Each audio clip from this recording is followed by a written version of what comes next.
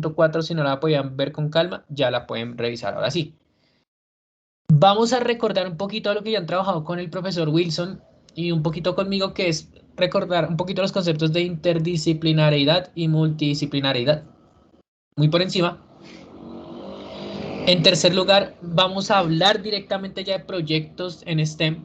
Lo que les voy a mostrar es la metodología, la forma en que yo he podido montar mis proyectos de STEM en mi experiencia. O sea, esto no es sacado de libros, esto no es como una receta mágica, es la forma en que yo lo he hecho y que me ha servido a mí. Entonces las quiero compartir a ustedes para ver si cómo se les adapta a su contexto y les sirve a ustedes también.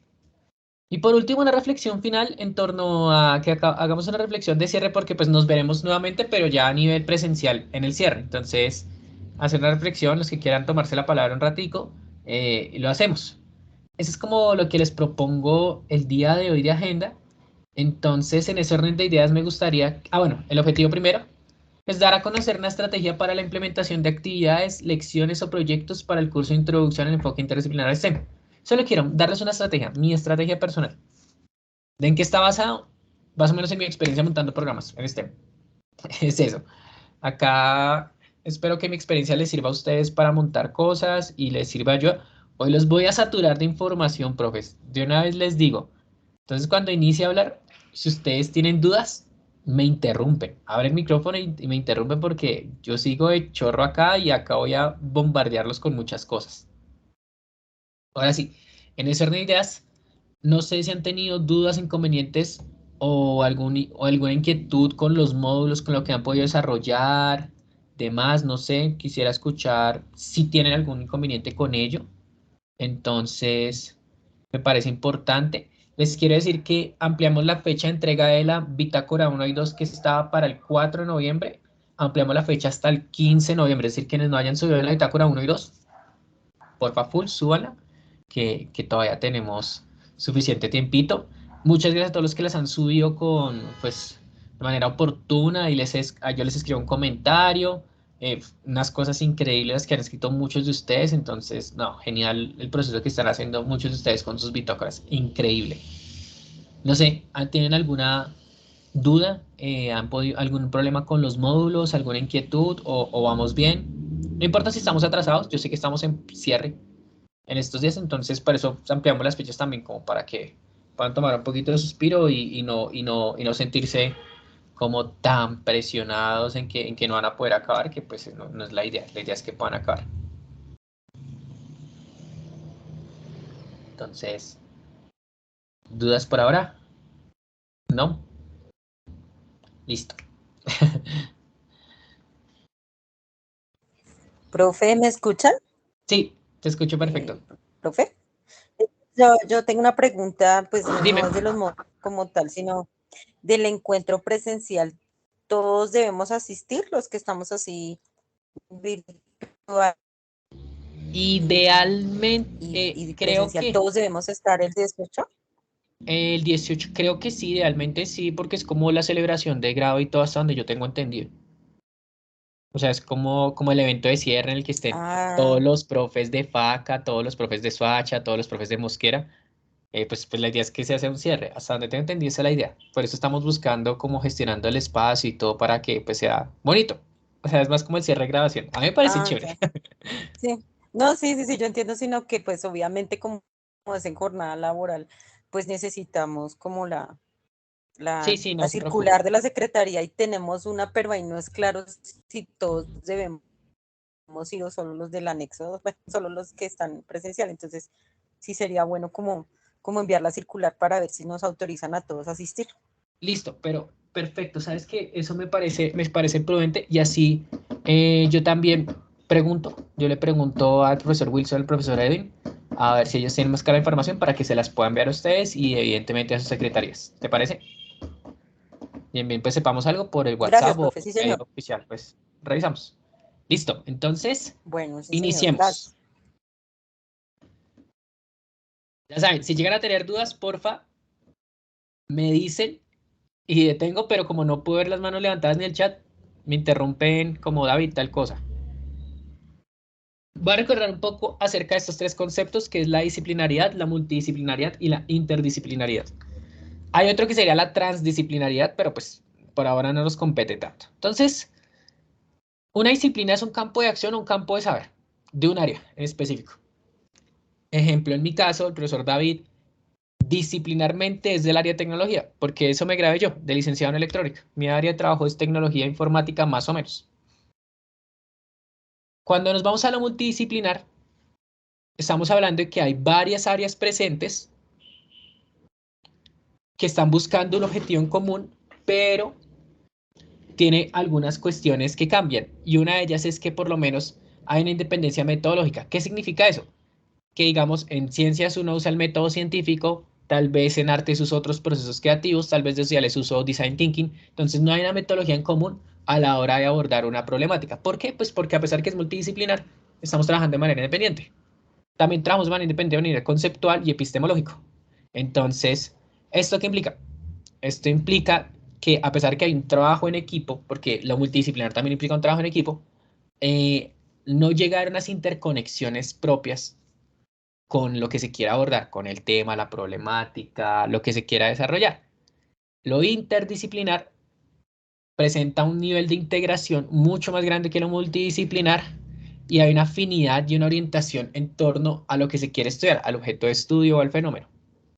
Lo transdisciplinar, que no está acá anotado, pero pues por si tienen la curiosidad, lo transdisciplinar implica que llega un punto en el cual es necesario generar o crear otra disciplina para poder eh, abordar una temática.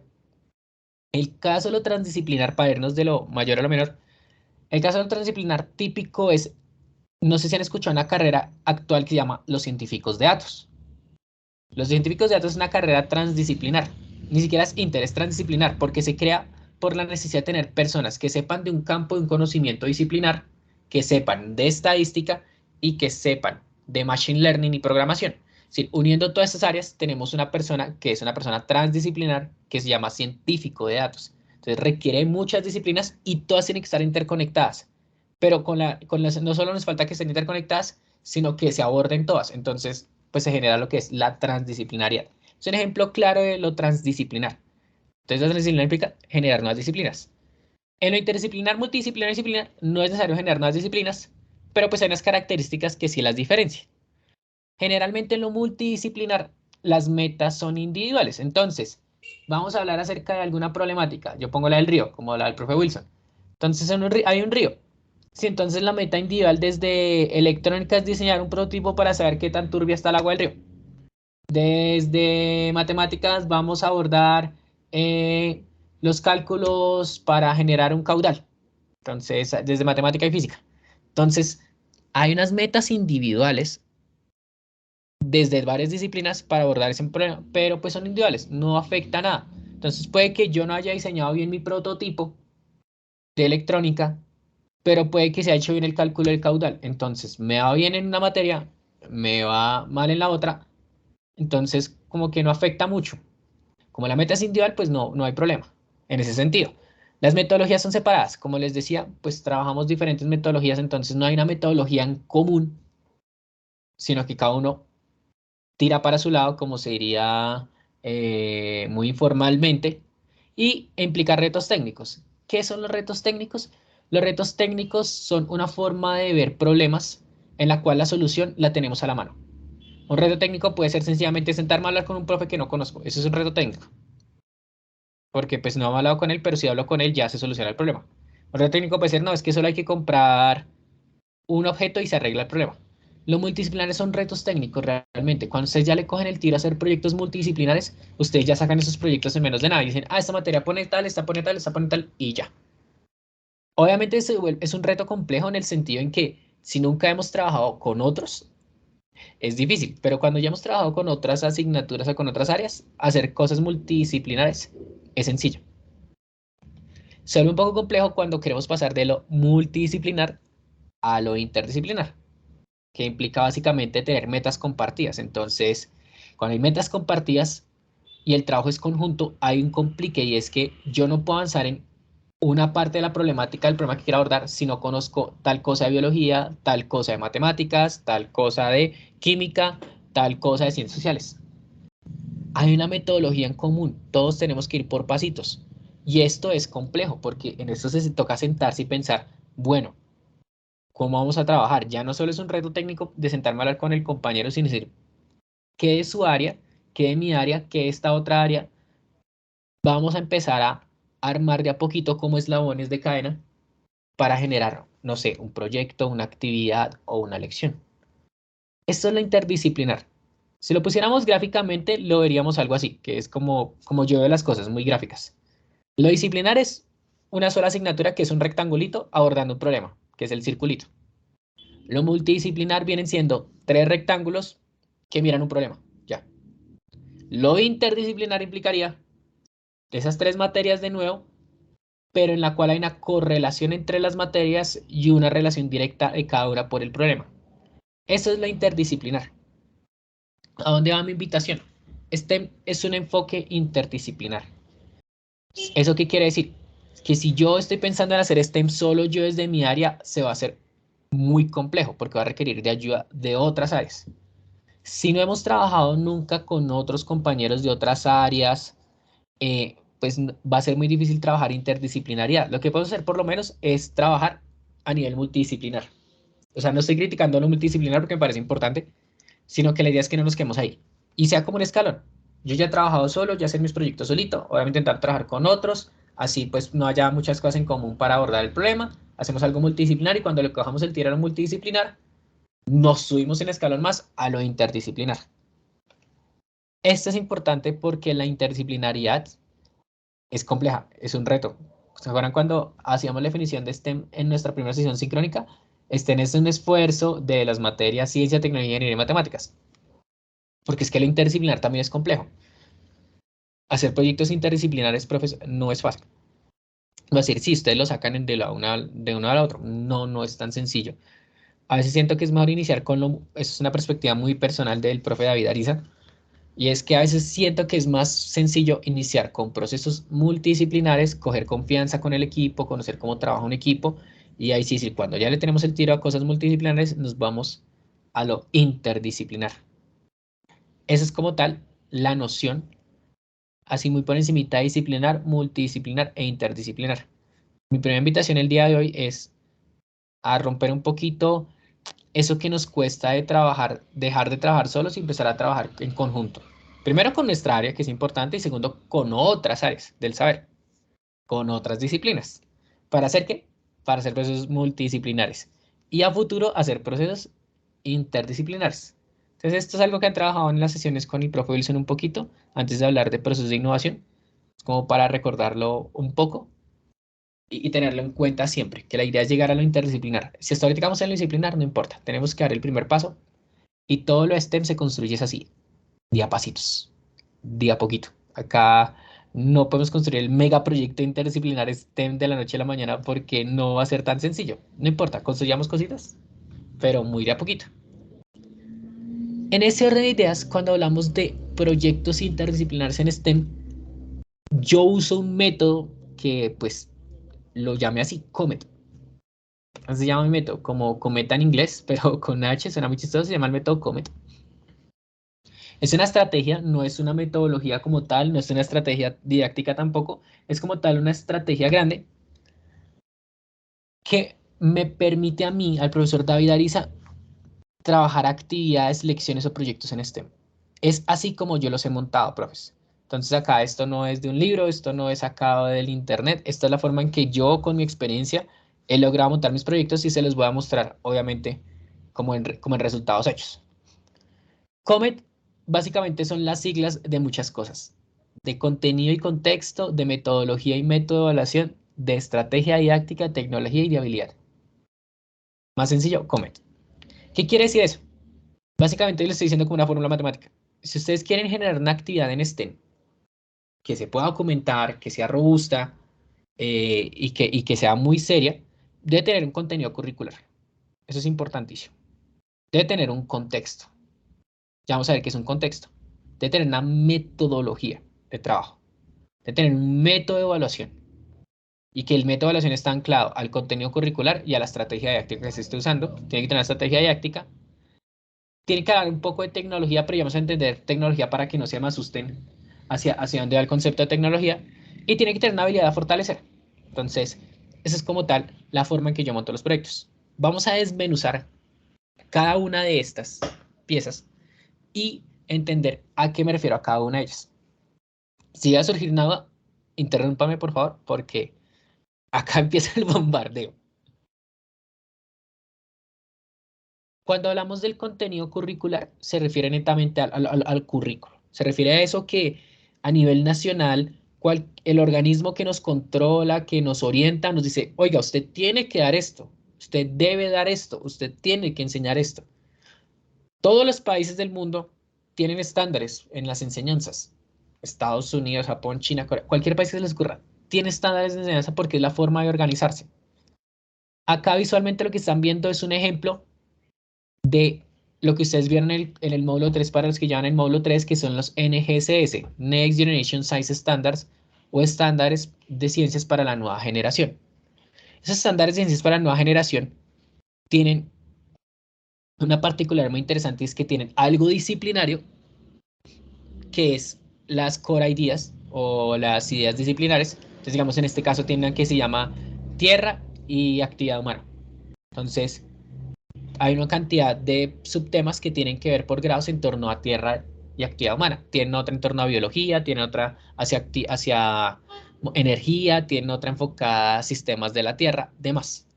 Tiene algo que llama las prácticas en ciencia e ingeniería, que son más el cómo se tiene que ver, el cómo puedo empezar a implementar procesos de ingeniería en el aula, la E de STEM. Y por último tiene algo que llaman los cross-cutting concepts o los conceptos transversales en español, que son básicamente unas cuestiones de temas que son transversales y se pueden empezar a trabajar en todos los grados fácilmente. Yo diría, sí, David, eso está muy chévere, pero esto está en Estados Unidos y en Colombia o en Latinoamérica o en otro país, ¿cómo se haría? Claro, recordemos que los estándares NSS son la base prima de STEM. Por eso es que tienen ingeniería también ya puesto. Y por eso es que tienen que llamar los cross-cutting concepts que también tocan cositas de matemáticas. Entonces, es gracias a los NGSS que se monta un andamiaje curricular en Estados Unidos para hablar de STEM. Entonces, obviamente, cualquier actividad que hayamos tiene que tener un contenido curricular. Puede ser un contenido curricular internacional o nacional. Eso depende de nuestro contexto. Cuando hablamos ya de un sitio en el que no existe una forma de hacer contenido curricular, ejemplo, nuestro país que no tiene estándares en STEM, tenemos estándares de BAs y lineamientos en ciencias, en tecnología tenemos lineamientos, ingeniería nunca lo hemos nombrado así como mucho, tenemos estándares de matemáticas, entonces tenemos que buscar la forma en cómo estos estándares, estos lineamientos o estos derechos básicos de aprendizaje los podemos volver y los podemos convertir en ese contenido en STEM que queremos dar. ¿Qué hicimos nosotros? Y acá empiezo yo a estar pasando de página en página. Acá. En la pandemia, durante la pandemia, me contrató el Ministerio de Educación de Ecuador a través de la OEI, la Organización para los Estados Iberoamericanos para la Educación, la Ciencia y la Cultura, para desarrollar un proyecto para los colegios públicos de Ecuador.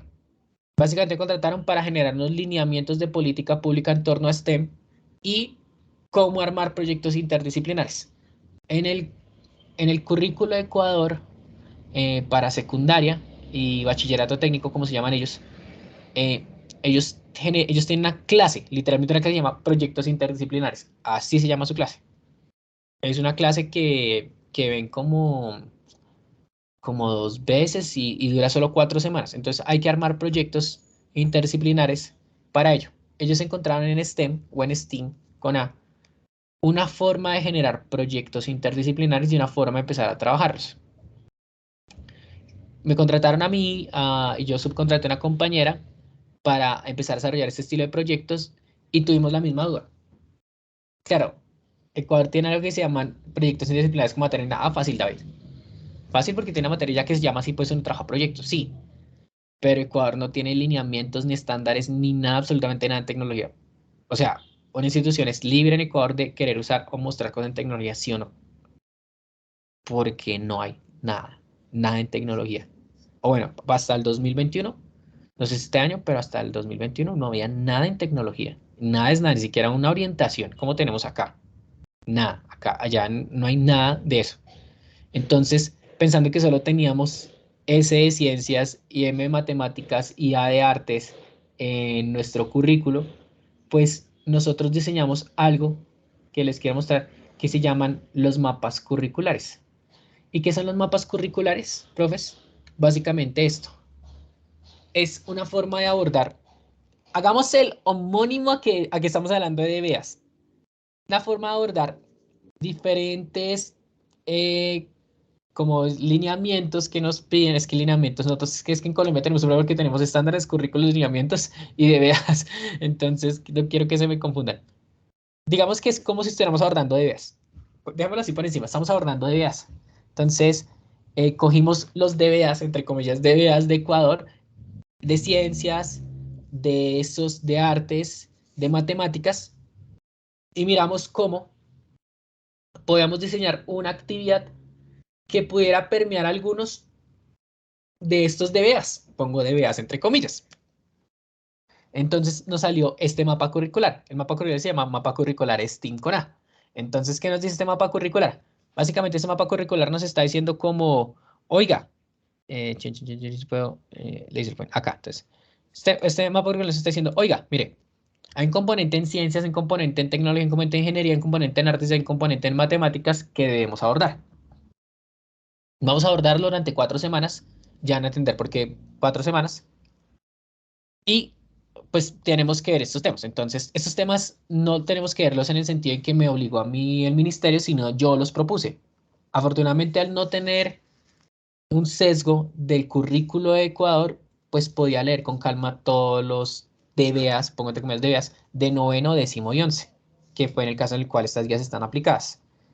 Ellos tienen una sola ventaja sobre nosotros y es que ellos tienen puestos sus lineamientos en noveno, décimo, 11 de manera desorganizada, es decir, cada institución es autónoma de qué tema quiere dar, en qué grado.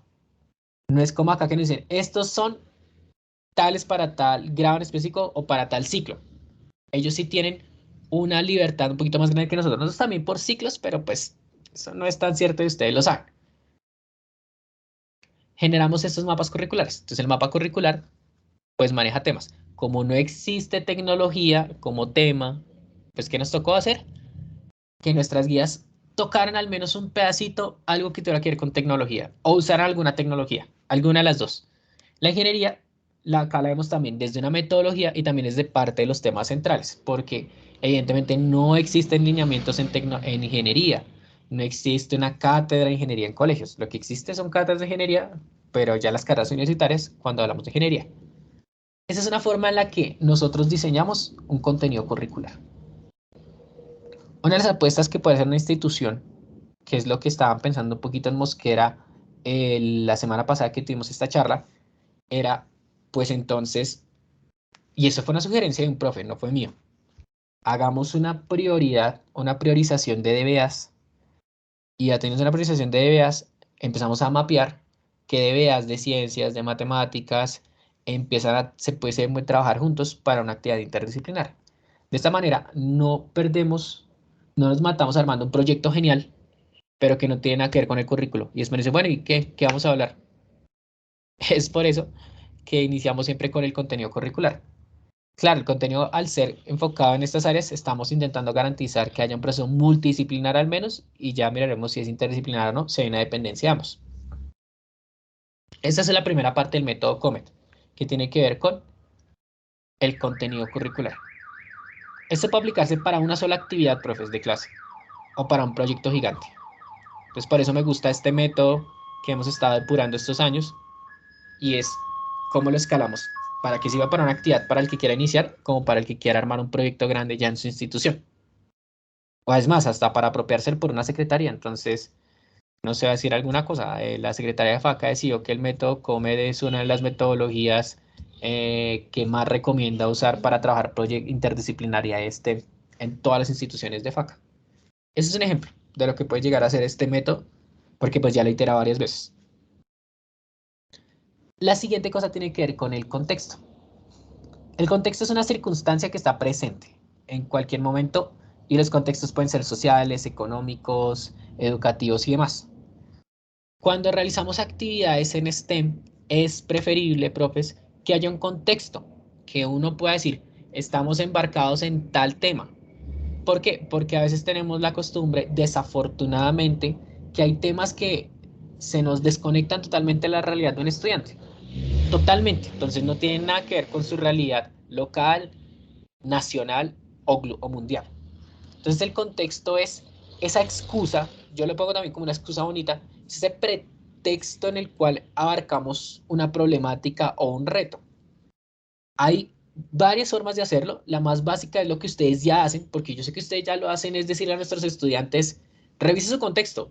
¿Qué problemas tiene usted en la casa? ¿Qué problemas tiene usted en el barrio? ¿Qué problemas tiene usted en la localidad? ¿Qué problemas tenemos acá en el municipio? ¿Qué problemas tenemos en el país? Eso ya será un proceso de reconocimiento del contexto. Ahí estamos trabajando contexto. Es una forma increíble de trabajar contexto y de manera muy sencilla. Es aterrizar, decir, mire, tenemos un problema, no sé, voy a poner caso de Mosquera porque estamos justo hablando hoy con mis chicos de eso, con los chicos de eso era, Mosquera tiene un problema de contaminación terrible de ríos porque todos los desechos de las industrias están llegando al río. Ahí hay un contexto clarísimo y real. Entonces, uno puede hacer eso. Digamos que si uno dice, no, todavía no estoy preparado para trabajar un contexto tan complejo o tan sencillo, otra forma es vincular los ODS, es decir, los Objetivos para el Desarrollo Sostenible. En el 2020, la UNESCO crea una ruta para, pues, ¿cómo es? Una hoja de ruta, perdón, una hoja de ruta para la enseñanza del EDS, Educación para el Desarrollo Sostenible, y lo que busca es básicamente que nosotros, las instituciones educativas de todo el mundo, olvidemos, no olvidemos la importancia de hablar de sostenibilidad, de hablar de procesos de sostenibilidad. Por eso es que una de las preguntas que yo les hago en la lección número 2 que les hacemos es, ¿ustedes tratan sus temas de sostenibilidad en su aula? ¿Puede tratarse desde su clase hablar de sostenibilidad, sí o no? Ejemplo, ejemplo.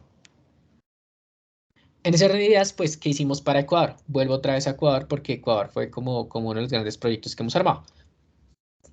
Pues dijimos, bueno, les vamos a colocar, hasta la guía de profes, hasta la guía de estudiantes. Les vamos a colocar a los estudiantes un objetivo. Entonces, miren, acá les nombramos primero un objetivo, o el ODS número 3, que habla acerca de garantizar una vida sana y promover el bienestar. Les mostramos unas cifras y nos vamos a las metas.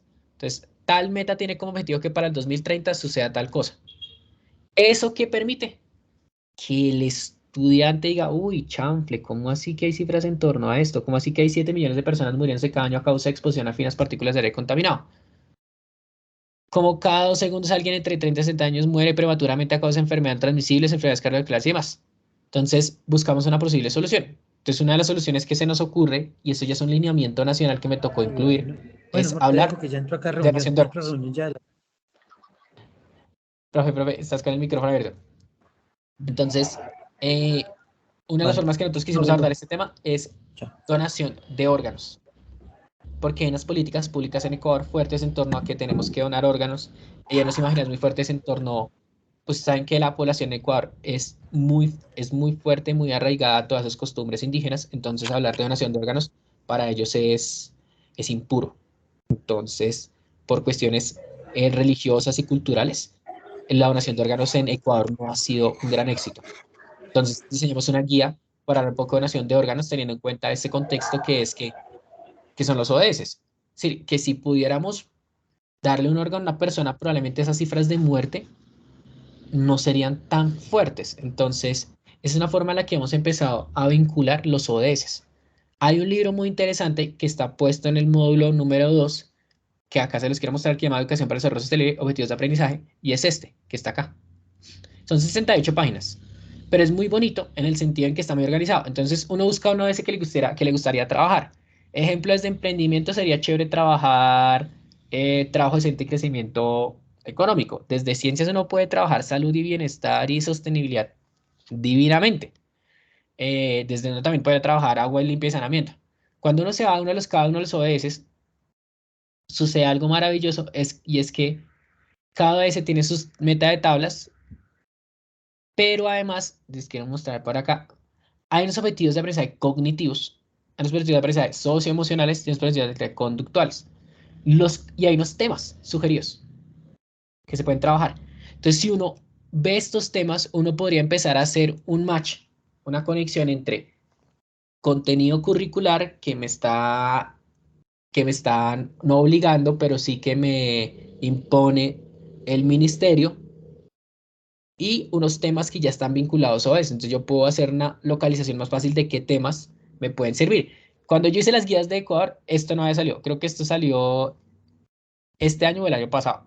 Entonces esto me hubiese ahorrado un montón de trabajo a mí. Y también tienes cosas de estrategias cognitivas. Ejemplo, sabe acerca de la distribución local nacional y mundial de la pobreza y las riquezas extremas. Yo no sé si en ciencias sociales, porque no soy de las ciencias sociales, perdón, uno habla en DBAs en algún caso de pobrezas o riquezas extremas, pero mire que uno puede entonces hacer una vinculación y decir cómo puedo trabajar ODS. Ese es el contexto. Es ponerle una realidad que a veces no es local, no es propia, pero sí existe en el mundo. Sostenibilidad, pobreza, biodiversidad, hay muchas. Entonces, una de las cosas que uno puede empezar a hacer es empezar a realizar objetivos de desarrollo sostenible para ver qué metas, objetivos de desarrollo sostenible se pueden vincular a lo que queremos nosotros trabajar. Esa es una de las formas de desarrollarlo. En este orden de ideas, lo que les decía, esto es una recomendación que hago, esto no es una camisa de fuerza. Si no encontramos un contexto local, propio de comunidad, que uno, no sea llamativo, dos, nos permita trabajar interdisciplinariedad, tres, le llama la atención a los estudiantes, pues vinculemos a ODS. Eso no hay problema.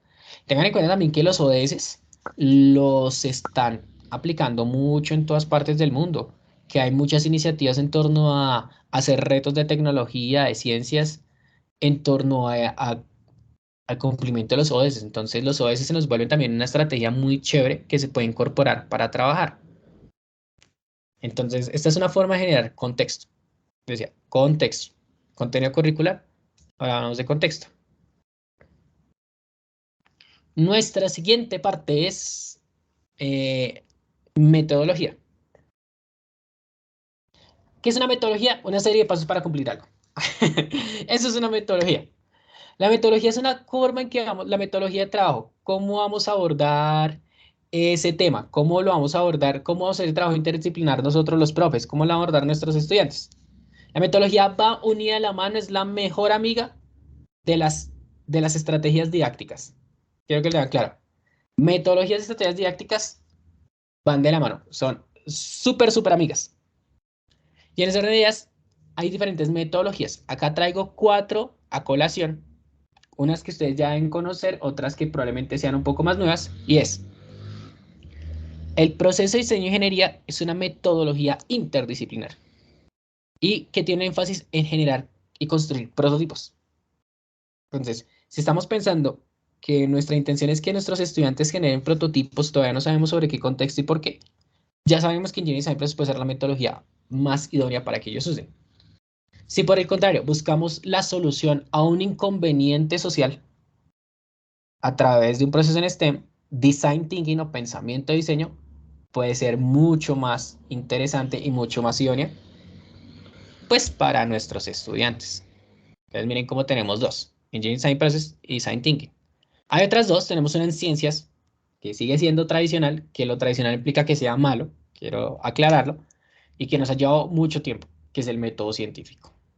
O sea, el método científico es una base súper importante en ciencias, se seguirá usando y será súper importante siempre porque hay que hacer hipótesis. ¿Qué diferencia mucho el método científico al Engineering Design Process? Digamos que el Engineering Design Process tiene un paso que se llama las limitancias, o sea, limitar un poco la solución. En el proceso de método científico generalmente uno tiene en cuenta cuestiones como costos, sobrecostos, aplicación, comunidades. Uno busca ver si o no el fenómeno se está corroborando correctamente, sí o no, que no está mal, porque para las ciencias es importante. Pero para aplicarlo a nivel de un contexto social como el Design Thinking o el Design Process, ya no es tan fuerte, porque entonces el método científico uno no contempla presupuesto, ejemplo, uno no contempla impacto social, impacto ético. a menos que uno en la formulación de la hipótesis haya pensado cuál es el impacto ético en torno a tal cosa, que es mucho más complejo. Tenemos una cuarta metodología que solo se les va a nombrar, que es la que tenemos aquí abajito, que se llama Dragon Dreaming o como Dragon Durmiendo. Es una metodología muy moderna, esta la conocí hace solo un año, que cuando inicié mi maestría en innovación, y tiene como objetivo generar cuatro grandes pasos para la generación de procesos de investigación y desarrollo, de industria y desarrollo y de emprendimiento. Entonces la usan mucho a nivel ya para generar empresas y demás. Es muy chévere, es un poco extraña, es un poco extraña, realmente me choqué mucho cuando la vi, y tiene unos pasos muy interesantes como actuar, celebrar, soñar y planificar, y tiene una metodología de pasos muy interesante. Uno podría en serio llegar a trabajar Dragon Dreaming con sus estudiantes porque tiene pasos interesantes que son como la motivación, la ensoñación y los pasos de la celebración y la realimentación. En internet se consiguen información de estos cuatro métodos: Engineering Design Process, Design Thinking, Dragon Dreaming y método científico. ¿Cuál usar? Otra vez, va a ser la palabra que más diga hoy. Depende del contexto. Depende del contexto y de la afinidad que tengamos con cada una de ellas. Claro, después de ciencias trabajan método científico. Pues ya tiene afinidad de chorro con ella. Después de tecnología, sin querer, ya tiene afinidad por Engineering Design Process. Cuando generamos prototipos, pero cuando está enseñando algo, sea digital o no, estamos haciendo Engineering Design Process, se los ha puesto. Entonces uno ya de por sí tiene una afinidad por eso desde tecnología. Desde matemáticas toca ver qué metodología se nos puede adquirir más. Desde las humanidades, Design Thinking es súper usado, porque como trabaja toda la parte social, tiene un componente muy fuerte. Esa es otra parte del componente de Comer. Entonces ya vimos contenido curricular, contexto y metodologías. Antes de irme a método de evaluación, voy a pasar a primeras estrategias didácticas.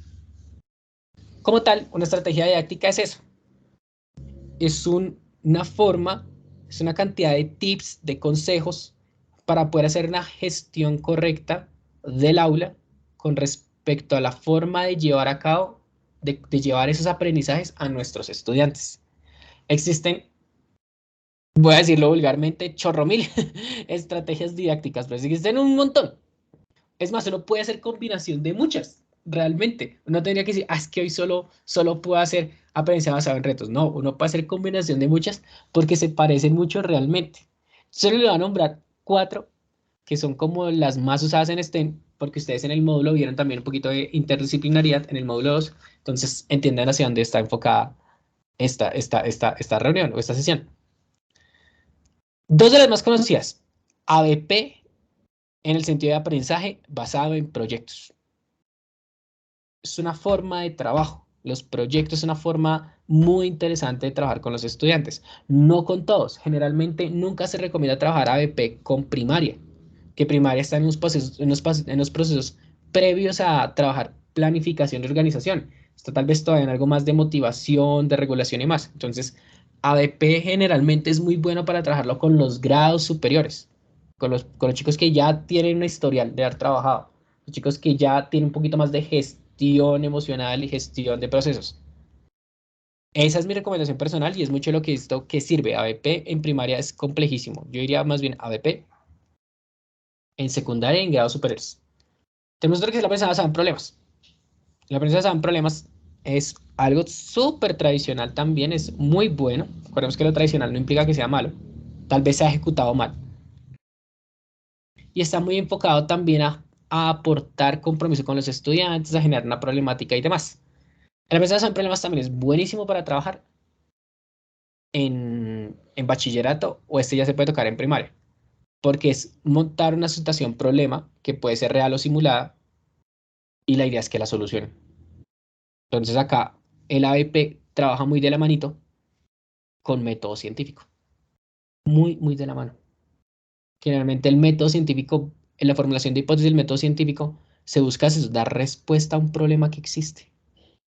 De ahí que sea tan interesante trabajar ABP, o sea, aprendizaje basado en problemas, con método científico. Ahí hay una dupla muy chévere que puede servirles a ustedes.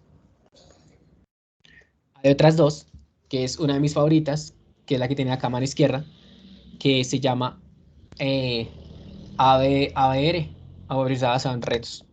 Los retos son súper interesantes, tienen como cualidad que son cortos, entonces uno puede armar un reto de 2 sesiones y ya. Mientras tanto, ABP los ABPs, el de proyectos y de problemas, es un poco más extenso. La idea es que ya trabajemos un bimestre o varias semanitas en desarrollar ese problema o en desarrollar ese proyecto. Mientras tanto, abrir pasado en retos es para una sesión. Ya, si esto es para armar, ya. Ejemplo, el reto es construir, no sé, no se me ocurre, estoy falta de creatividad. Ejemplo, vamos a construir un prototipo que permita sostener 10 kilos de peso usando netamente estos materiales. Eso es un reto, es una prensa basada en reto. Es súper interesante en el sentido en que cuando uno necesita motivar a estudiantes, cuando tenemos estudiantes que son, qué pereza, como, con un poquito de una tónica un poco diferente a la que nosotros queremos proponer, el reto es interesante porque es retarlo, es decirles, tenemos un problema, es decirles, hay un reto y ustedes lo tienen que solucionar. Ustedes tienen un reto que cumplir. Entonces, eso cambia un poco la mentalidad de la persona y se implementa muy fácil. Lo que tiene en la derecha son las características típicas de un proceso de gamificación. La gamificación es otra estrategia didáctica también, que se ha puesto muy de moda y que se puede trabajar de muchas formas. No necesariamente tiene que estar vinculada a tecnología o al computador para generar insignias. Uno puede hacer procesos de gamificación en su aula. Cuando ustedes dicen, bueno, vamos a dar puntos de participación, eso ahí están haciendo gamificación. Cuando uno tiene un top de estudiantes que se reconocen, entonces reconocemos el trabajo en este proyecto de la número uno, la número 2 y el número 3. Hay un proceso de gamificación también, porque hay un puesto de clasificaciones. Va muy unida a pensadas en retos en el sentido en que la gamificación implica varios retos o varias misiones por cumplir. Ya hay una acumulación de puntos. Entonces, los profes que siempre tienen como sus mentores, sus monitores, sus puntos de participación, están haciendo una acumulación de puntos. Listo, ¿cómo le fue este semestre, este trimestre? No, miren que no le fue tan bien, pero usted me participó mucho, tiene tantos puntos, así que esto se lo valgo por X nota o le subo tal nota que tiene baja, etcétera, etcétera. Esa forma de acumulación de puntos y reclamarlas por algo, tener una recompensa por ello, es parte de la prensa basada en retos. No es tanto el de problemas y el de proyectos. Porque el de proyecto de la solución puede ser, no se puede armar el proyecto. Y ahí no hay banderita feliz ni nada por el estilo. O sea, no se cumplió, pues no se cumplió. Que es lo que pasa en la vida real cuando trabajamos un proyecto, que a veces no se cumple la expectativa que se espera. Entonces, estas 4 estrategias didácticas se pueden trabajar en STEM. ¿Hay más estrategias didácticas? Sí. Está el aprendizaje cooperativo, que es otra estrategia didáctica que se puede acoplar también a procesos. No la monto acá porque si no, lo saturo más información y todavía nos falta camino. Como les decía, la estrategia didáctica va muy de la mano con las metodologías. Son hermanitas, van muy enganchadas. Hay unas metodologías que funcionan mejor para ciertas estrategias didácticas y viceversa. Y cuando uno ya tiene puesto un contenido curricular, profes, una metodología de trabajo y una estrategia didáctica, yo ya puedo empezar a hablar de cuál será el método de evaluación más idóneo para hacerlo. Existen muchos métodos de evaluación, profes. Tenemos el más clásico, que es pues el sumativo. Sacamos unas notas, ponderamos y ya esa es su nota. Su rendimiento fue 4, 5, 3, 7, 7, dependiendo de cuál sea la escala de calificación. Esa es una forma. ¿Válida? Sí, porque es que eso depende del contexto de las instituciones. Uno no puede juzgar y decir, no, es que eso no es válido, eso es falso. Hay que ver mucho el contexto institucional. El contexto institucional nos da casi todo de cómo deberíamos trabajarlo, mismo que las estrategias didácticas. El contexto institucional nos dice qué nos hace falta, qué necesidad tenemos para saber qué estrategia didáctica usamos. Si tenemos estudiantes que son malísimos, malísimos para trabajar en equipo, individualmente que son muy buenos, excelentes, pero son malos chicos para trabajar en equipo, pues obviamente una estrategia didáctica que implique trabajar en equipo como el aprendizaje cooperativo, el aprendizaje basado en proyectos puede servir muy bien. Generalmente un proyecto no se arma por una sola persona, se arma en grupo. Entonces, miren cómo uno ya empieza a estudiar dependiendo del contexto educativo. Otra forma de hacer evaluación, volvemos al ejemplo de Ecuador, que es el que tiene en la izquierda. En nuestro caso nos inventamos una rúbrica. Pues obviamente mi compañera con la que hicimos este proyecto, ella es una experta, ella tiene una especialización y su énfasis es evaluación. Entonces, pues ella se encargó de ver qué tipo de método de evaluación era el más idóneo para hacer. Se nos ocurrió una rúbrica. Entonces la rúbrica evalúa un componente en ciencias, uno en tecnología, uno en ingeniería, en artes, uno en matemáticas, que es válido y que podría ser no ser el único. También puede ser una forma de rúbrica que evalúe más bien, no sé, el desarrollo científico, el desarrollo de prototipo, el desarrollo del pensamiento social. Eso ya es muy de lo que ustedes consideren y de lo que ustedes quieran evaluar con su actividad. Algo que es muy bueno para trabajar con aprendizaje en problemas y en proyectos es las bitácoras o los portafolios.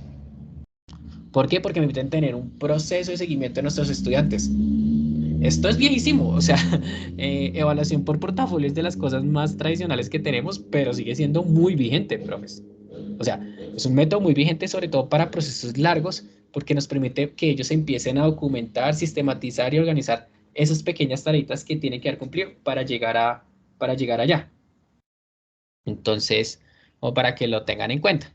El método de abajo es otro método de evaluación que muchos de los profes deben conocer, sobre todo los que les gustan mucho estas nuevas formas de hacer educación, que es la evaluación formativa. Esto es pura formación, evaluación formativa. La evaluación formativa no está contemplada en un rango sumativo, es decir, de números del 1 al 5, pero sí está diseñada para hacer un sondeo de cómo le fue a los estudiantes. Cuando les decimos a un estudiante, que es una pregunta que hacemos de manera incorrecta, pero que sí es válido hacer, ¿qué aprendieron el día de hoy? Si el estudiante dice, no, yo aprendí que 1 más 1 es 2. Ahí estamos en un proceso de evaluación formativa. No estamos tal vez evaluando su desempeño en la suma, pero estamos hablando de un proceso de síntesis, de resumen o de recordatorio de qué aprendieron. ¿Uno puede hacer procesos de evaluación formativa en STEM? Sí. Sí, porque digamos, cuando la persona sabe retos, como es un reto del mismo día, uno puede empezar haciendo evaluación formativa. ¿Qué les gustó del reto? ¿Qué no les gustó del reto? ¿Qué les quedó? ¿Qué aprendieron del reto? Son procesos de evaluación formativa. Cuando uno les pide hacer un resumen a un estudiante de la sesión, cuando uno le pide hacer un resumen de una lectura a un estudiante, ahí hay procesos de evaluación formativa. Hay procesos de síntesis, de metasíntesis, de recopilación de información, de listar, de identificar, de establecer. Estos procesos de evaluación formativa están muy vinculados a lo que ustedes conocen como la taxonomía de verbos de Bloom y de Marzano. Entonces, es eso. Métodos para evaluación formativa. Hay varias técnicas. ¿Cuál usar? Depende del contexto de lo que quieran evaluar.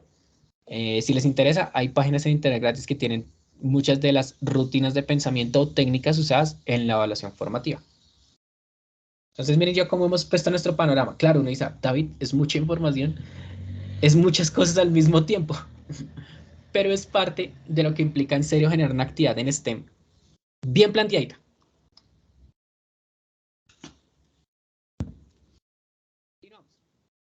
Hace falta ya solo dos cosas para acabar. Me voy a saltar tecnología y me voy a ir por habilidades. La H de habilidades es habilidades del siglo XXI. Cuando veíamos en nuestra primera sesión de STEM, algo que yo les decía a ustedes, profes, era, no se les olvide que uno de los objetivos por los cuales se desarrolla la educación en STEM es porque necesitamos que nuestros estudiantes tengan un core, un núcleo de habilidades importantes que tienen que desarrollar para este nuevo siglo. ¿Cuáles son esas habilidades? Como les decíamos en el módulo 1, en el módulo 1 les hablamos del marco P21, pero él decía, hay muchas iniciativas y hay muchos marcos de habilidades del siglo XXI. Hoy les traje a colación otro. En la sesión pasada habíamos visto P21, hoy les voy a mostrar el marco, este es el marco de la OCDE, creo que es este. Entonces, el marco de la OCDE dice, las habilidades del siglo XXI están divididas en tres: cualidades de carácter, o sea, propias personales, unas competencias y unas alfabetizaciones importantes o fundamentales. Entonces, alfabetización, literacia viene siendo como la parte de toda la literatura, tiene que ver un poco con el contexto de alfabetización básica, leer y escribir. Numeracy tiene que ver un poco con la alfabetización numérica básica, sumar, multiplicar, restar, dividir y otros procesos. Hay una alfabetización científica, hay una alfabetización en tecnologías, TIC, hay una alfabetización financiera y una alfabetización en cultura y civismo. Entonces miren cómo cada marco tiene unas diferentes prioridades. ¿Cuáles son esas 4 competencias grandes? Las 4 Cs que veíamos en el marco del P21. Pensamiento crítico, critical thinking, creatividad, comunicación y colaboración. Entonces, miren que para ellos es importante esto. Y hay otras cualidades que tienen que ver más bien como con características propias del estudiante. Curiosidad, iniciativa, persistencia, adaptabilidad, liderazgo y conciencia social y cultural. Acá uno diría, David, entonces, ¿cuál es el mejor marco? Todos son buenos, profes. Todos los marcos de habilidades del siglo XXI son buenos. Lo que tiene que hacer la institución como tal es casarse con uno. O hacer lo que hizo el profesor David para su maestría, que fue unificar todos los marcos y verificar cuáles son los más importantes de todas y sacar un marco único. Eso también sería válido para hacer para la institución. Tendría su propio marco de habilidades del siglo XXI y no estaría mal, porque está cogiendo marcos que ya existen. Otra forma de decir cuál es el marco más idóneo para la institución es de las necesidades del contexto. Si tenemos un problema de que nuestros estudiantes son muy buenos, pero son súper individualistas y son muy desmotivados para trabajar en equipo, pelean fácilmente y demás, pues hay que buscar un marco de habilidades que se centre más en la comunicación, en la colaboración y en procesos socioemocionales. Ejemplo. Por eso es que todos estos marcos son buenos y por eso es que diferentes instituciones, cuando hablan de STEM, nombran diferentes marcos. Nosotros desde la Salle lo que buscamos es darles a conocer que existen muchos y que es válido usarlos y que es importante usarlos. ¿Cuál de todos? Vuelvo a la frase del día, depende del contexto, depende de la necesidad de cada institución educativa. Y ahora sí, ya hemos visto el contenido curricular, el contexto, la metodología, la estrategia didáctica, el método de evaluación, nos falta hablar de tecnología. Y en tecnología tenemos una dualidad, y se los pongo en términos de dualidades. La gran dualidad es que uno puede trabajar tecnología a través de una mediación tecnológica, es decir, a través del uso de herramientas digitales o el uso de dispositivos electrónicos. Dispositivos electrónicos, todo lo que tiene que ver con electrónica, robótica, drones, uso de tablets, uso de simuladores, uso de smartphones. Herramientas digitales, simuladores digitales, eh, todo lo que tiene que ver con ofimática es una herramienta digital, producción de video, audio son herramientas digitales y demás. Todo eso tiene que ver con la mediación tecnológica. Pero, ¿por qué lo pongo en una dualidad? Le decía, pues David, pues entonces para eso solo pues una mediación tecnológica ya. Sí y no, porque si nos vamos a un contexto rural, a un contexto en una institución educativa que ni siquiera tiene computadores, a un contexto como el de Ecuador que ni siquiera tienen clase de tecnología, pues lo mínimo que podríamos hacer para abordar la TI y tecnología en STEM es que al menos el contexto o el contenido estén enmarcados en algo tecnológico. Ejemplo, una de las iniciativas de la institución de la cual yo me retiré antes de irme, que me pareció muy interesante, fue una propuesta de vincular STEM con inglés. Entonces, la manera en que eligieron fue las lecturas de español y de inglés. Su contenido está relacionado a tecnología, no más.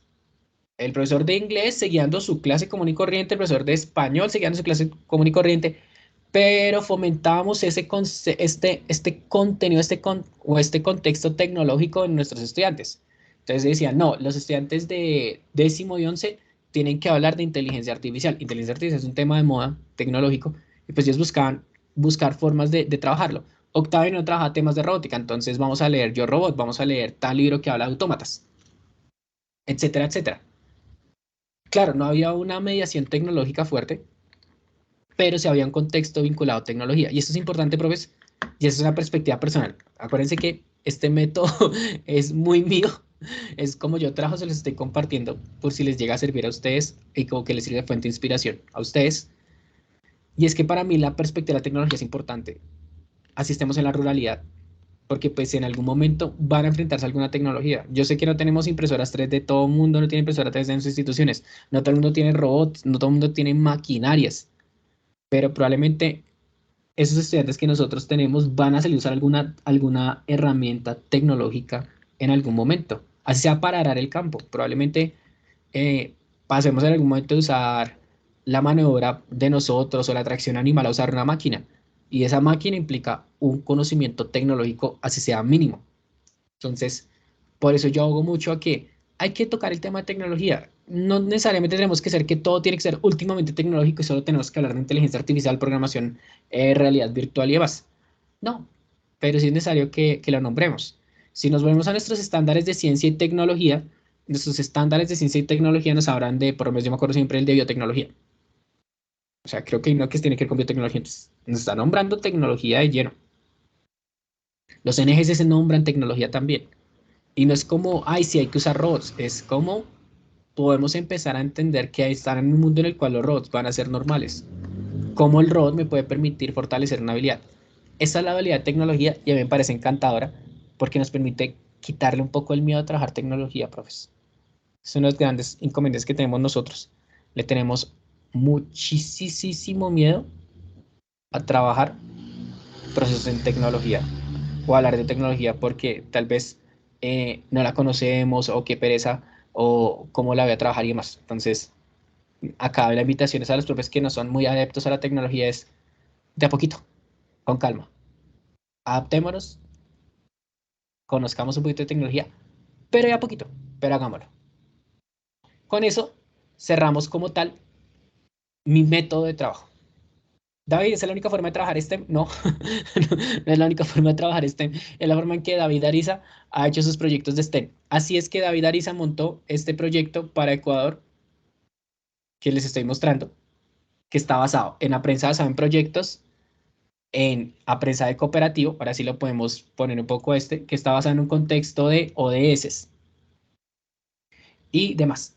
Esta es la forma en que yo lo he hecho y es la forma que me ha servido a mí y con la cual yo he montado no solo este proyecto, sino monté un proyecto de síntesis de un programa que enfoca habilidades del siglo XXI a través de temas aeroespaciales. Entonces, acá mi invitación es decirles si se puede, si es posible. ¿Hay más formas? Sí. Mm, ay, no quiero ver esto. Ya, ahora sí. ¿Hay más formas? Sí. Ejemplo, si ustedes ponen en internet la palabra Hacking STEM en Google y entran a la primera página, les aparecen varias lecciones de STEM hechas por el Microsoft. Ustedes pueden verlas, revisar cómo las diseñan y se dan cuenta que todas tienen procesos o multidisciplinares o interdisciplinares. Todas usan cositas de tecnología. Hay unas que usan cosas de tecnología muy básicas, como un motor. Hay otras que usan ya temas mucho más complejos. Hay otras que se enfocan más en modelos predictivos del clima, modelos predictivos de virus, teniendo en cuenta el COVID. Entonces se enfocan más en ciencia y matemática. Entonces miren cómo si es posible empezar a desarrollar nuestras pequeñas actividades y más. Otro ejemplo es esta guía para los profes de preescolar, que es muy bonita, se llama Semillitas STEM. STEM Semillitas es una guía para la enseñanza de ciencia, tecnología, ingeniería y matemáticas, enfocada en los más chiquitos, porque los más chiquitos hacer procesos interdisciplinares es complejo. Entonces, más bien con los chiquitos hay que abordar STEM, o sea, separadas. Un poquito de ciencia, un poquito de tecnología, un poquito de ingeniería, un poquito de matemáticas, y después sí las empezamos a unificar. Todo es un proceso disciplinar, multidisciplinar, interdisciplinar. Eso es lo bonito de STEM, que es un proceso y pues tampoco es como, ay, ya tenemos que hacer todo interdisciplinar ya, profes. Esta es otra forma de hacerlo. Hay otra que quiero mostrarles, antes que se me olvide, que se las coloqué en la infografía en la última lección del módulo 3 que es esta. Me encanta a mí. Y yo soy fanático de los temas espaciales, profes. A mí el espacio y la astronomía me encantan mucho. Entonces, si yo pudiera hacer solo actividades del espacio, sería feliz. Se llama Mission to Stars. Mission to Stars es un objeto virtual de aprendizaje que tiene, que está diseñado para que los estudiantes cumplan la misión. La misión es diseñar un telescopio espacial que defina algunas partes de la galaxia que quieren explorar y presentarlo como una licitación para la ESA, es decir, para la Agencia Espacial Europea, porque este es un proyecto europeo, inglés y español. Entonces, tiene una serie de pasos, tiene unos, tiene unos contenidos propios, es decir, tiene unas guías propias para trabajar, maneja tecnologías, les pide que hagan diseños a mano, después les pide que hagan diseños en 3D y tiene después, bueno, vamos a hacer procesos de interacción de datos. Los datos son importantes porque los datos están muy vinculados a ciencia y a matemáticas. O sea, datos es igual ciencia y matemáticas. Creo que esto es parte importante para los profes. Después preparan una presentación que tiene que ver un poco más con habilidades de escritura o de oralidad, porque uno puede decir, bueno, para presentar este proyecto, háganme un video y susténtenme, estilo Shark Tank. ¿Han visto Shark Tank? Tiene 5 minutos para sustentar su proyecto, porque es bueno, porque es el mejor de todos y ya. Eso es un montón de habilidades del siglo XXI, incluidas síntesis, argumentación, comunicación, colaboración, etcétera, etcétera, etcétera. Entonces, existen muchas más formas de hacer actividades en STEM, lecciones o proyectos en STEM. La que yo les estoy mostrando es la mía, la que me ha servido, con la que yo he montado cosas, y la que sigo trabajando en estos momentos. ¿Hay muchas más? Sí, afortunadamente ya tenemos más. Cuando hablamos un poquito más de experiencias significativas en torno a STEM en Colombia, tenemos un pequeño problema que creo que yo se los había nombrado, y es que nosotros pecamos, tanto profes públicos como privados, en no documentar. Como no documentamos nuestras cosas chéveres que hacemos, como no las montamos en un sitio web como este, como no las subimos a YouTube, sea por miedo, por pereza, por que nos roben la idea, lo que sea la razón que sea, pues es difícil encontrar experiencias significativas en STEM en el país. Porque hay, sí las hay, pero muy pocas las cuelgan por redes para revisar qué se está haciendo en STEM. Entonces, ese es un paso complejo. Y acá va una invitación de tantas invitaciones que quiero hacer hoy, porque es mi última sesión sincrónica con ustedes. Documenten, sistematicen, porque esa experiencia probablemente uno les va a servir a futuro, profe, de nuevo, y le va a servir a los que vienen ahí de para atrás, de ejemplo, de guía, de inspiración. Pues cuando yo ya hice un paso que es generar mi propia metodología, si yo sé que esta metodología le sirve a los profes de FACA, y yo sé que esa metodología tal vez así no le sirve como tal, pero le sirve de paso para decir, no, la metodología de FACA para hacer STEM es esta, pues buenísimo, profes, porque ya encontraron su metodología para su contexto, para la naturalidad que tenemos en FACA, para la naturalidad de los procesos educativos de cada institución. Está muy vinculado, muy a la mano lo que veíamos en el módulo 1 de los modelos de implementación. Tenemos un modelo de implementación exploratorio, que pues no nos afecta mucho lo curricular, pero cuando tenemos un traductorio, un semi-inmersivo o un totalmente inmersivo, necesitamos tener una metodología de trabajo muy clara para que nuestros profes no se nos pierdan, para que nosotros no nos perdamos en el camino, para que no hagamos cosas de más. Eso es como tal lo que les quería mostrar el día de hoy. Yo sé que era un montón de información, eh, eh, pero ahora sí abro el micrófono para dudas y comentarios que lleguen a surgir con respecto a ello. Ah, también, si llegan a tener dudas de alguna tecnología, decir, David, ¿qué podemos usar para hablar de tal tema de tecnología? Díganme y buscamos de una vez porque puede ser que les pueda ayudar de una vez. Pero esto es lo que les quería mostrar, profes. Esta es mi forma en la que yo he trabajado. Por primera vez la hago abierta, que es para este proyecto de La Salle, que yo hago abiertamente mi metodología de trabajo a otras personas. Así es que yo he montado mis proyectos. He considerado que me ha ido muy bien en la montada de mis proyectos. Pues tengo un proyecto montado con un ministerio, con una ministra. Tengo montados proyectos de síntesis que se usan ahora como programas en los cuales recaudan fondos. Entonces me siento muy orgulloso de ella y espero les sirva a ustedes también, profes. Espero sea de ayuda para ustedes, para los procesos que ustedes quieren montar. Entonces, abro el micrófono para preguntas o dudas o sugerencias que tengan. Luz. Sí, profe, gracias. Bueno, muy motivada, con muchas expectativas. Realmente me ha gustado mucho este curso. Y quisiera en este momento solamente preguntarte una cosita. Hablaste de tecnología y hablaste de que hay un uso de herramientas digitales, ¿verdad? Y que hay un uso de herramientas de dispositivos electrónicos. Yo quisiera saber específicamente o que me repitas un poco más despacio cuál es la diferencia entre los dos. Cuando hablamos de dispositivos electrónicos nos referimos a tecnologías que son tangibles. El celular es tangible,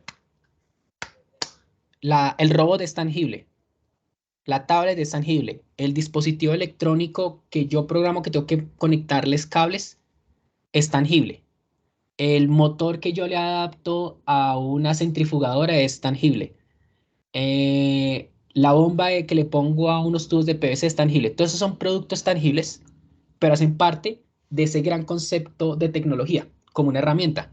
Pero también tenemos herramientas digitales, Luz, como lo pueden ser Canva para hacer presentaciones, Prezi para hacer presentaciones, Clipchamp para hacer videos y audios. Pero eso es digital, ¿sí ves? Ahí estamos usando el computador de por medio para poderlas trabajar.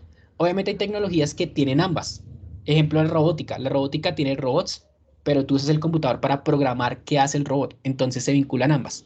Hay otras en las que tú no usas nada físico. Ejemplo, hacer una presentación en Prezi o en Canva. Tú necesitas un computador, pero la herramienta está colgada en internet.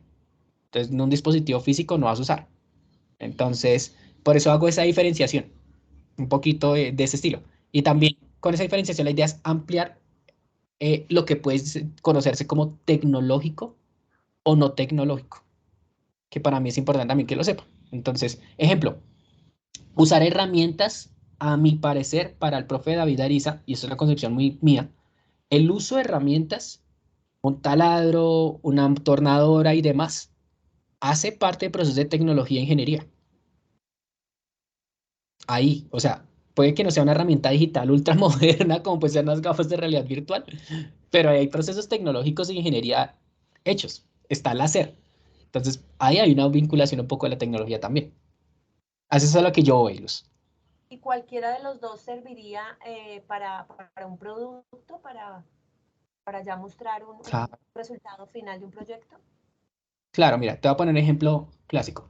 Un clásico no, un ejemplo mío. Mm, Como les conté, yo armé un proyecto que vinculaba en conciencias del espacio.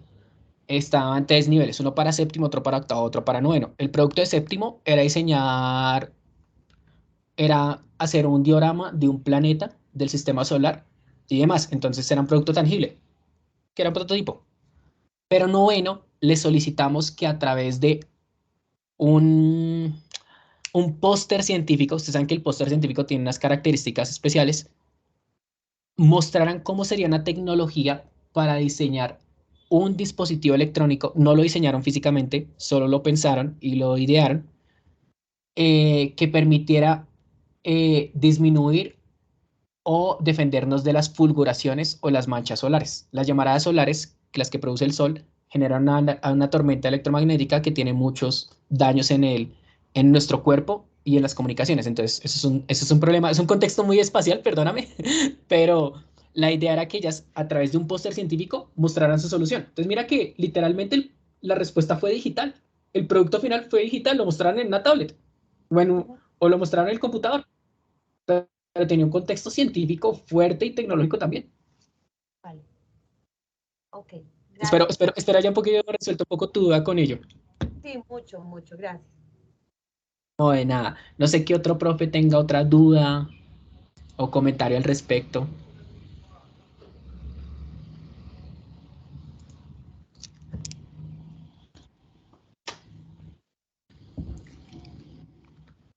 ¿Ningún otro? Demasiado, demasiado pesado. Demasiado pesada la sesión de hoy, nuestra última sesión. Muchas dudas. No sé.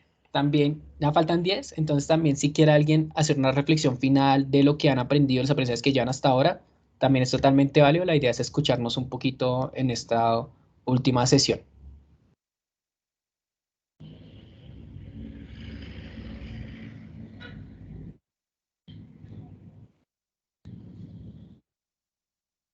Yo voy buscando listado de asistencia mientras alguno habla.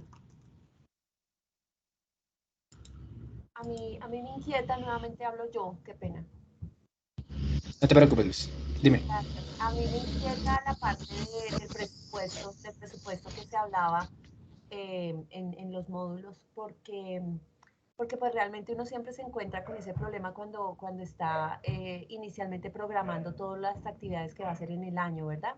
A uno le piden desde las directivas que pues uno pase los proyectos que va a realizar y demás para que ellos puedan apartar el presupuesto requerido para cada uno de ellos.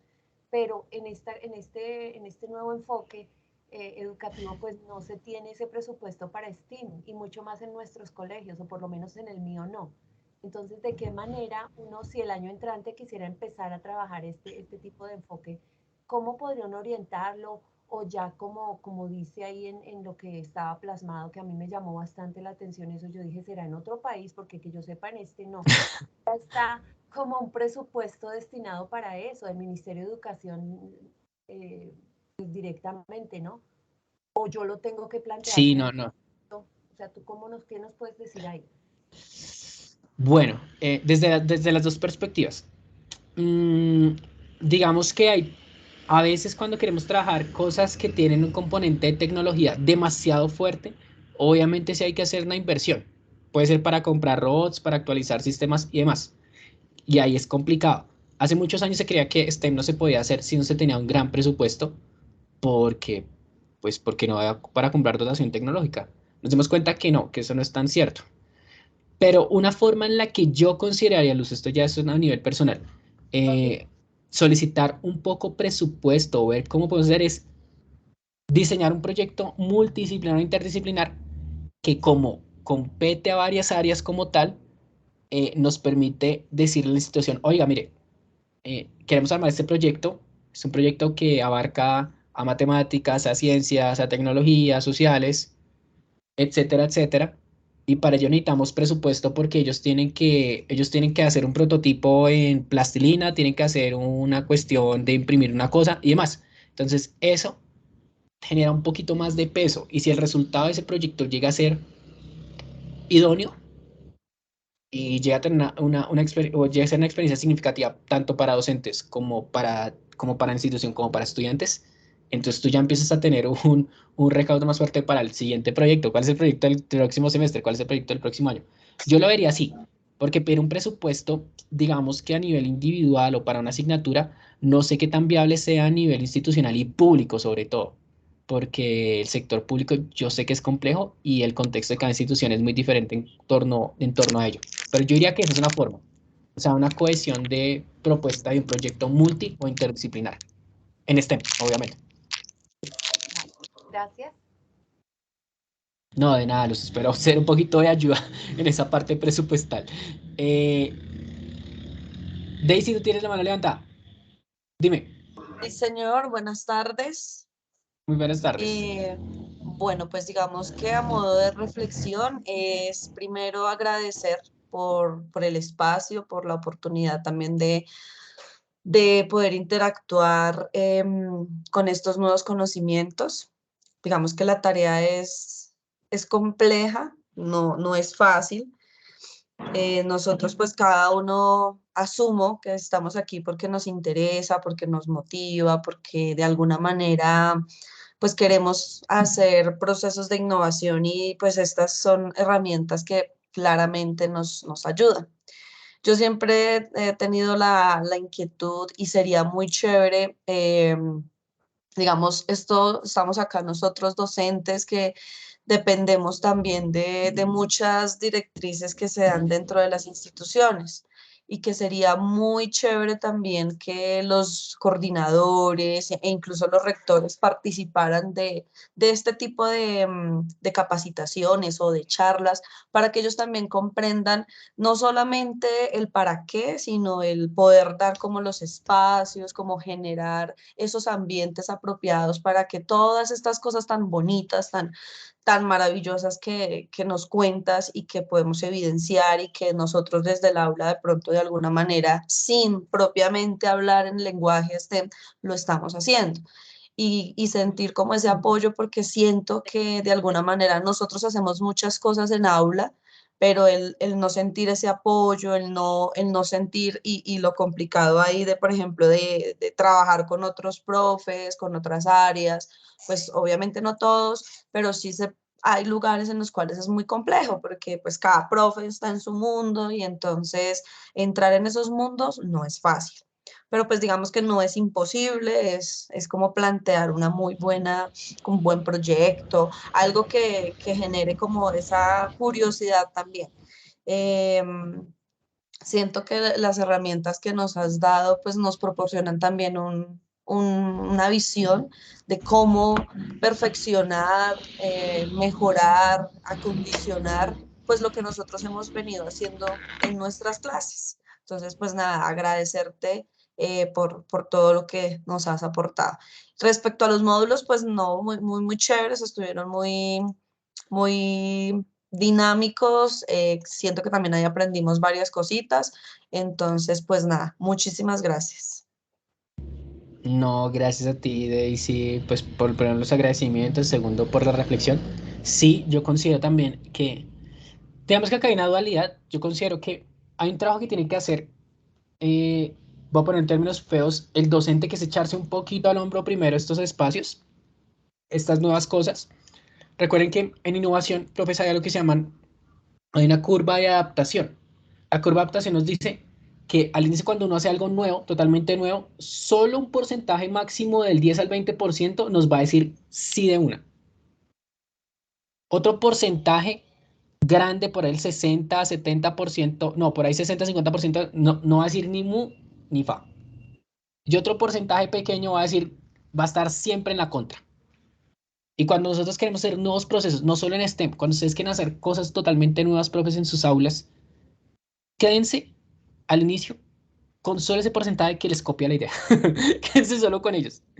Quédense con ellos, porque ellos son los que van a permitir que ese otro porcentaje que estaba callado en silencio se una después a ustedes. Y ya cuando después tienen gran porcentaje de ustedes a favor, pues los que están en contra les va a tocar aceptarlo. Mejor ejemplo, la tecnología. Hay mucha gente que odia la tecnología, hay gente que le encanta y hay gente que le tocó adaptarla porque sí, la pandemia nos obligó a adaptarla. Les gustará o no a la institución, le gustará o no a nuestro rector, le gustará o no a nuestro profesor, a nuestro compañero, etcétera. Y eso va a pasar con ustedes mucho con lo que hagan en STEM el próximo año o en los procesos innovadores que ustedes quieren desarrollar, profes. Les va a pasar. Entonces, primero, la invitación a nivel de rol de ustedes, profes, es búsquense esos profes, esos compañeros, esos directivos que les copian la idea y dicen, sí, hágale, hágale, Flor, hágale, Marinera, hágale, Margarita, hágale, Adriana, de una, hágale. No nos concentremos tanto en el pero. Ahora sí, pues de la otra perspectiva. En algún momento, obviamente, ahí sí, si estamos hablando de territorios STEM, o si estamos hablando de territorios STEM FACA Cativa, en algún momento la Secretaría de FACA va a tener que empezar a gestionar algunos lineamientos, algunas orientaciones, recomendaciones, sea cual sea el término más idóneo, en torno a STEM. Y cuando eso pase, pues nuestras instituciones van a tener que asumirlo, porque pues ahí sí literalmente viene el organismo principal, que es la Secretaría. Entonces, yo siento que este es el primer paso que está haciendo ya la Secretaría FACA, es decir, bueno, capacitemos a algunos profes, miremos cuántos tenemos interesados, miremos qué pueden desarrollar ellos, y cuando los proyectos se desarrollen van a tener un impacto muy fuerte en su comunidad y también van a sonar mucho en Secretaría. Y con eso va a permitir que lo que esté pasando en otras secretarías de Cundinamarca, las demás secretarías empiecen a decir, venga, esto está pasando. Y voy a decir un ejemplo. FACA, Soacha, eh, FUSA se despertaron un poquito. Fue el proceso que llevaba ya hecho Mosquera y el proceso que llevaba hecho Sabana Norte, que es Chía y Zipaquirá. O sea, Chía es uno de los grandes problemas, uno de los grandes territorios STEM que hay, son independientes, eso lo administra la Universidad de La Sabana, y estoy en unos procesos increíbles, profes. Y claro, cuando a ver eso, entonces muchas otras entidades se dijeron, venga, pero es que nosotros también queremos hacer estas cosas. Entonces yo diría que un gran paso, de si ya lo vimos, fue pues por lo menos que nos abrieran espacio para empezar a trabajar con la Universidad de La Salle en procesos de capacitación ustedes en STEM. Eso ya es un gran paso.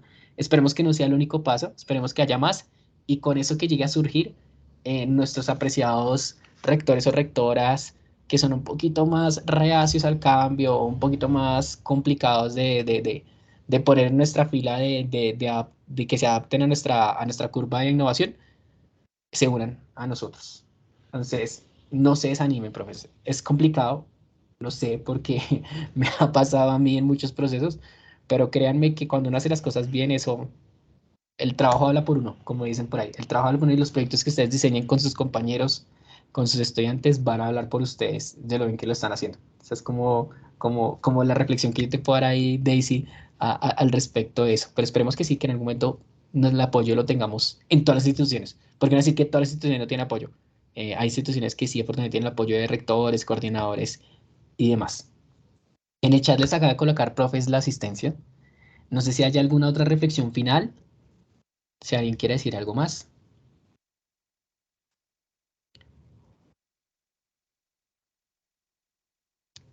Si no es así, entonces en el chat está la asistencia para que la agencien. Y no me resta más sino agradecerles a cada uno de ustedes por estar acá participando, por conectarse muy juicioso, por estar subiendo sus bitácoras. Recuerden que el 18 es el día del cierre.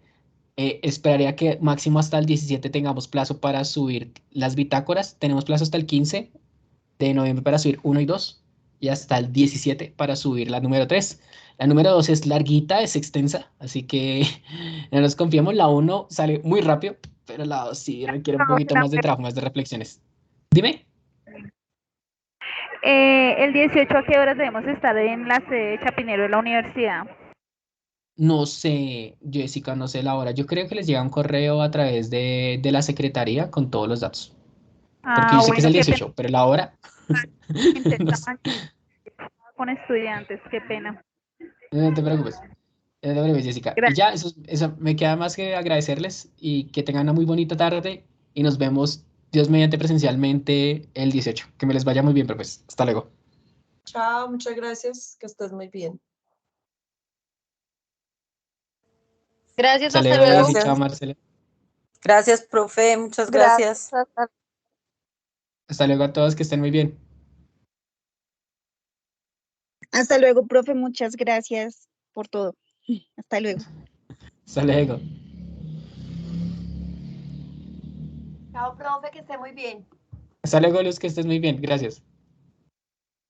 Listo, Adriana. Ya podemos detener grabación.